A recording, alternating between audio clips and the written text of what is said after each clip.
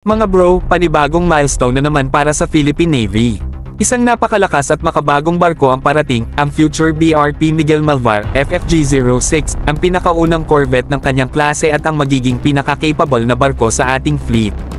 Kung akala nyo tapos na ang PN sa pagpapalakas, aba, nagkakamali kayo, mas lalo pa tayong umaarangkada. Itong future BRP Miguel Malvar ay hindi lang basta dagdag barko, kundi isang high-tech na warship na kayang lumaban sa dagat, himpapawid, at ilalim ng tubig. Gawa ng HD Hyundai Heavy Industries ng South Korea, ang barkong ito ay may advanced sensors, modern missile systems, at malakas na firepower. Sa madaling salita, ito na ang pinaka-modernized na surface combatant ng PN-1 arrive sa Abril. At hindi lang ito isang piraso mga bro. Dalawang 3,200 tons corvettes ang kasama sa 28 billion pesos deal ng DND na pinirmahan noong 2021.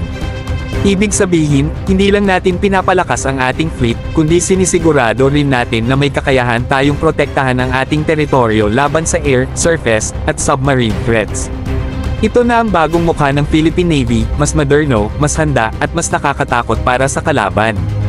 Dati, puro second-hand ships lang tayo, pero ngayon, tayo na mismo ang bumibili ng mga brand new at world-class na warships.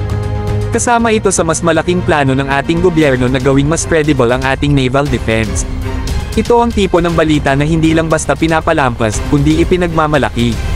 Sa patuloy na modernisasyon ng ating hukbong dagat, hindi lang natin tinutudukan ang pagiging under-equipped, kundi binubuksan natin ang bagong yugto kung saan kayang ipagtanggol ng ating bansa ang sarili nito laban sa anumang banta sa karagatan.